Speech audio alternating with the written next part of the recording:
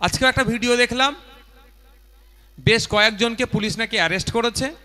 তারা বলছে আমরা সরবেরিয়াতে বাজার করতে গিয়েছিলাম, আমাদেরকে ধরেছে। এটা আমি তাদের কথা একদম মিথ্যা উড়িয়ে দিতে পারি না, কারণ আমাকে যখন গত বছর 21শে জানুয়ারি অ্যারেস্ট করেছিল আপনারা জানেন, সেই সময় কলকাতায় লেদার কমপ্লেক্স থানা বেশ কিছু মানুষকে অ্যারেস্ট করেছিল। তার মধ্যে সম্ভবত 4 থেকে 6 জন যারা একদম নির্দোষ, যারা লেদার কমপ্লেক্সে কাজ করে বাড়ি ফিরছিল, এই অপদার্থ থানার অফিসাররা তাদেরকে অ্যারেস্ট করে জেলে নিয়ে গিয়েছিল।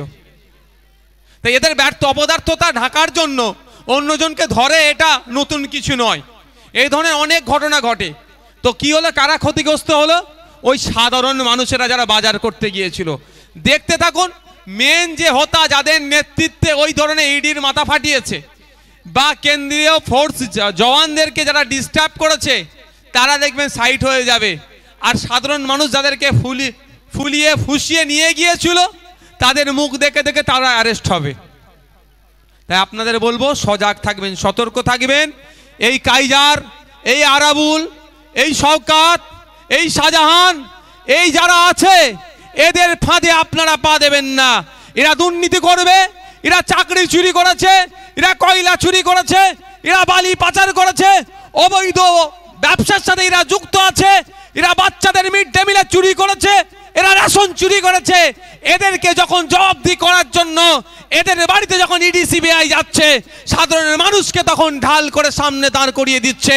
সাধারণ মানুষের জন্য বলবো, ইডি সিবিআই যাচ্ছে আপনার হককে প্রতিষ্ঠা করার জন্য। আপনার বাচ্চা ছেলের মিড ডে মিলে চুরি করেছে বলি ওর বাড়িতে ইডি গিয়েছিল তদন্ত করার জন্য। আপনার রেশন চুরি হয়েছে বলি ওর বাড়িতে গিয়েছিল। সুতরাং ওর সাথে আইনে আছে, আইনে বুঝাবুঝি হবে। আপনারা এর মধ্যখানে ঢুকবেন না। আপনাদেরকে সতর্ক করছি, সজাগ করছি।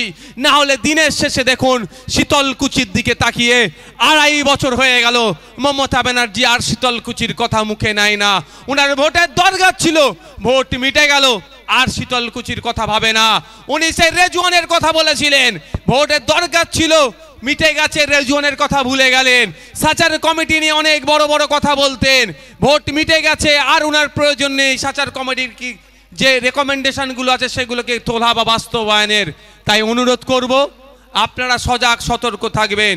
আমি আর সাথে এটাও বলবো, যদি অন্যায়ভাবে কাউকে তুলে নিয়ে যে অ্যারেস্ট করে, বিচার ব্যবস্থা আছো জীবিত আছে, আছো সজাগ আছে, তারা এখনো সিট ডাকা খাড়া রেখে তারা কাজ করে যাচ্ছে। যারা জাজেসরা আছেন, তারা ভুল লোককে যদি তুলে নিয়ে যায়, অবশ্যই তারা জামিন দিয়ে দেবে, বরঞ্চ বীর হয়ে বাইরে আসবে। তো আমাকে তো 41 দিন রেখেছিল, আপনারাই তো আমাকে আনতে গিয়েছিলেন। তাহলে যদি শাহজাহান সাহেবকে অ্যারেস্ট করতো কি করতো নাই বলতে পারবো না। যদি অ্যারেস্টও করে নেয়, উনি যদি চোর ডাকাত না হয়, উনি যদি রেশন চোর না হয়, উনি যদি বাচ্চাদের মিড ডে মিলে চুরি না করে থাকেন, উনি যদি এই যে রেশনের যে মালটা আছে পরিবর্তন করে খারাপ মাল না দিয়ে থাকে, তাহলে অসুবিধে কি আছে? যদি ভুলক্রমে উনাকে অ্যারেস্ট করে, তাহলে উনি জামিন পেয়ে যাবে। আরে কদিন আগেই তো ফিরহাদ হাকিম সাহেবের বাড়িতে কত ঘন্টা ধরে মহল্লার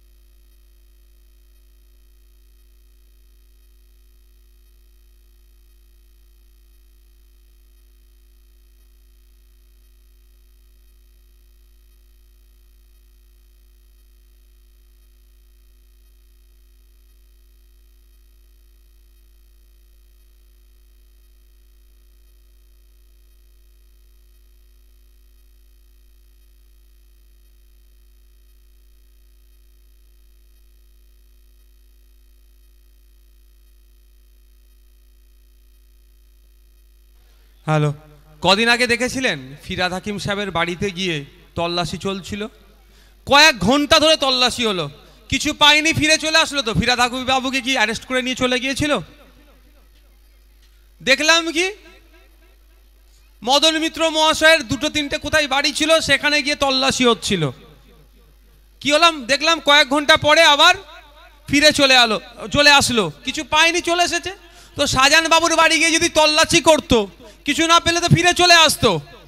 তাহলে এই ধরনের মানুষকে খেপিয়ে তোলে বা তাদের উপর আক্রমণ করার মানে কি? ডাল মে কুছ কালা হ্যায়, ডাল মে কুছ কালা হ্যায়। বাচ্চাদের রেশন নিশ্চয়ই কিছু চুরি হয়েছে, কিছু ভাগ ওখানে গিয়েছে। আপনার আমার রেশনের যেটা আসার কথা, যে মাল পাওয়ার দরকার, সেটা আমরা পাচ্ছি, তার পরিবর্তে অন্য মাল পাচ্ছি, মধ্যিখান থেকে চেঞ্জ হয়ে যায়। নিশ্চিতভাবে তাহলে কিছু আছে, যদিও সেটা দেখার দায়িত্ব ইডির, আমার নয়। কোর্ট মনিটরিং আছে, নিশ্চিতভাবে আগামী দিনে দেখবে। কিন্তু আপনাদের আমি সতর্ক করছি, আগামী দিনে আপনার এলাকাতেও আসতে পারে। শুধু কি আর রেশন দুর্নীতি হয়েছে? অর্থের বিনিময়ে চাকরি চুরি হয়েছে। শুধু কি চাকরি চুরি হয়েছে? একটা দিন আসছে প্রতি অঞ্চলের হিসাবও কিন্তু আমরা নেব। এখন আমাদের অল্প জন আছে বলে বলছে কি কাজ করতে দেব না, কোনো ভেঙে পড়ার জায়গা নাই, কাজ দিতেই হবে। গণতন্ত্রেতে বিশ্বাসী আমরা, গণতন্ত্রকে মান্যতা দিই, গণতান্ত্রিক প্রক্রিয়াতেই কাজ বার করে ছাড়ব। কিন্তু বিগত দিনে অঞ্চলে যে সমস্ত উন্নয়নের জন্য টাকাগুলো এসেছিল, কোথায় কিভাবে কতটা খরচ হয়েছে, সেটাও কিন্তু একটা সময় আসছে, তারও হিসাব হবে। ওই হিসাব পেতে গিয়ে হয়তো সিবিআইও আপনার আমার এলাকার কোনো প্রধানের বাড়িতেও ঢুকতে পারে, উপপ্রধানের বাড়িতেও ঢুকতে পারে। সেটার জন্য আপনারা প্রস্তুত থাকুন, যে সিন চলবে দেখার জন্য। আর সিন চলবে তো দেখার জন্য, উপভোগ করবেন, উপভোগ করবেন, কাউকে ডিস্টার্ব করবেন না। বিচার ব্যবস্থাকে প্রভাবিত করার দরকার নেই, ফেঁসে যাবেন। উপভোগ করুন আর সহযোগিতা করুন। আপনার এলাকার কথা বলছি, একটা অঞ্চলে এক বছরে কম করে 5 কোটি টাকা আসে উন্নয়নের জন্য। যদি 5 বছরে 25 কোটি টাকা আসে, ভাবুন তো তাহলে কি হতো? সোনা দিয়ে এলাকা বাঁধিয়ে দেওয়া যেত না? যাচ্ছে কোথায়? হবে তদন্ত আগামী দিনে, আগামী দিনে তদন্ত হবে। এলাকায় খোঁজ নিয়ে দেখবেন, প্রকৃত যারা বিধবা ভাতা পাওয়ার দরকার তারা বিধবা ভাতা পাচ্ছে না। স্বামী বেঁচে আছে, বাপ বেঁচে আছে, মাকে বিধবা দেখিয়ে ভাতা তুলে খাচ্ছে, তাদেরকেও আগামী দিনে বিচার ব্যবস্থার সম্মুখীন করা হবে, কোনো ছাড় দেওয়া হবে না। এটা তদন্তে হয়তো ইডিও আসতে পারে, সিআইডিও আসতে পারে, সিবিআইও আসতে পারে। যেই আসুক না কেন আপনারা তাড়িয়ে তাড়িয়ে উপভোগ করবেন, কোনো তদন্তকারী সংস্থাকে প্রভাবিত করবেন না, ডিস্টার্ব করবেন না। শেষের দিকে দেখুন বন্ধুগণ, আমাদের ওপরে শাসকের এত রাগ কেন? কোনো সময় আইএসএফ নওশাদ সিদ্দিকী বিজেপির দালাল, কোনো সময় আইএসএফ নওশাদ সিদ্দিকী মুসলমানদের দল হয়ে যাচ্ছে। কারণ কি? আমরা যখন ওয়াকফ সম্পত্তি উদ্ধারের কথা বলছি, আনিসকে কেন হত্যা করা হলো তার জবাব চাইছি। রমজান মাসে ঘুমটা টেনে ইফতার করলে হবে না, ইফতারের সময় যে ফলটা খাচ্ছে দাম যখন আকাশ ছোঁয়া যায়, এটা কমাতে হবে, এ কথা বলছি। আমরা বলছি সংখ্যালঘু ছেলে মেয়েদের উচ্চশিক্ষায় শিক্ষিত করার ব্যবস্থা করে দিতে হবে। সংখ্যালঘু এলাকাতে মদের দোকানগুলো, শুধু সংখ্যালঘু নয় সংখ্যাগুরু সব জায়গার কথাই বলছি, মদের দোকান বেড়ে যাচ্ছে, স্কুলের সংখ্যা বরঞ্চ বন্ধ হয়ে যাচ্ছে কেন? এই যখন প্রশ্ন করছি তখনই নওশাদ সিদ্দিকী বিজেপির দালাল হয়ে যাচ্ছে, আইএসএফ বিজেপির দালাল হয়ে যাচ্ছে। যখন আমি বলছি হিন্দু ভাইদের দেবত্ব সম্পত্তি যেটা হস্তান্তরযোগ্য নয়, যেটা বিক্রি করা যায় না, হিন্দু সমাজের পূর্বপুরুষেরা দেবদেবীর নামে কিছু সম্পত্তি উৎসর্গ করে গিয়েছে। ওই যেমন মুসলিম সমাজের পূর্বপুরুষেরা মাদ্রাসা মসজিদের নামে সম্পত্তি উৎসর্গ করে গিয়েছে, ওয়াকফ সম্পত্তি আমরা বলি, ঠিক হিন্দু সমাজে ওটাকে বলে দেবত্ব সম্পত্তি। তো ওই দুটো সম্পত্তির কথাই বলছি, বিক্রি করা যায় না। কিন্তু এই সরকারের আমলে এসে দেবত্ব সম্পত্তিও বিক্রি হয়ে যাচ্ছে, ওয়াকফ সম্পত্তিও বিক্রি হয়ে যাচ্ছে, রিফিউজি ল্যান্ডও বিক্রি হয়ে যাচ্ছে। তো যখনই আমরা দেবত্ব সম্পত্তি উদ্ধারের কথা বলি, কেন দেবত্ব সম্পত্তি বিক্রি হয়ে যাচ্ছে? এই বিষ্ণুপুরের বিদ্যুৎ মণ্ডলকে হত্যা করা হলো কেন? যখন এ কথা বলি, যখন এসটি এসসি কোটাতে নন এসটি এসসিরা চাকরি পাচ্ছে কেন? তাদের কোটাতে তাদেরকে চাকরি দেওয়া হোক, এ কথা বলি। যখন আমার হিন্দু সমাজের মা বোনেদের, বাপ ভাইদের আর্থসামাজিক মান উন্নয়নের দাবি করি, তখনই নওশাদ সিদ্দিকীরা বা এসে মুসলমানদের দল হয়ে যাচ্ছে। মুসলিমদের অধিকারের কথা বললে বিজেপির দালাল, আর হিন্দুদের অধিকারের কথা বললে মুসলমানদের দল। ভাই যাব কোথায়? বলা কি বন্ধ করে দেব? আমি তো বলা বন্ধ করব না। মানুষের হকের জন্য বলার জন্য রাজনীতির ময়দানে এসেছি। মানুষ খেতে পাচ্ছে না, তারও কথা বলতে হবে, তার জন্য এসেছি। ছাত্র যুবর অধিকার বুঝিয়ে দিতে হবে, সরকারি কর্মচারীর অধিকার বুঝিয়ে দিতে হবে, একজন মহিলার অধিকার বুঝিয়ে দিতে হবে, একজন এসটির অধিকার বুঝিয়ে দিতে হবে, একজন এসসির অধিকার বুঝিয়ে দিতে হবে, একজন মুসলিমের অধিকার বুঝিয়ে দিতে হবে, সর্বোপরি একজন নাগরিকের অধিকার বুঝিয়ে দিতে হবে। এই লড়াইয়ে আছি।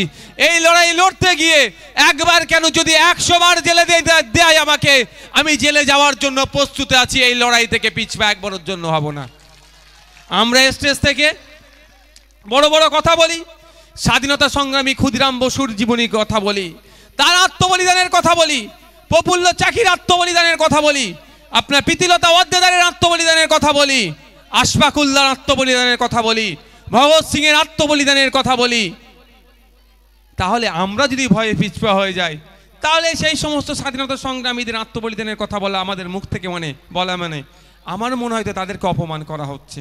তাই বন্ধুগণ, শেষের দিকে এসেছি। আপনাদের কাছে কয়েকটা বিষয় আমি বিশেষ করে অনুরোধ করব। সামনে 2024 নির্বাচন আসতে চলেছে। দেখবেন এক দল এসে একটা নির্দিষ্ট ধর্মকে আক্রমণ করবে, আর অন্য দল এসে আবার মলম লাগাবে। বুঝতে পারছেন না? এক দল এসে বলবে সিএএ করে দেশ থেকে তাড়িয়ে দেবো, আর তৃণমূল এসে বলবে সিএএ আমি করতে দেব না। মানে ভোটটাকে ওরা ভাগ করে নেওয়ার জন্য। 2024 নির্বাচন আসছে, এলাকায় অশান্তির বার্তা ছড়াবার চেষ্টা করবে। আমি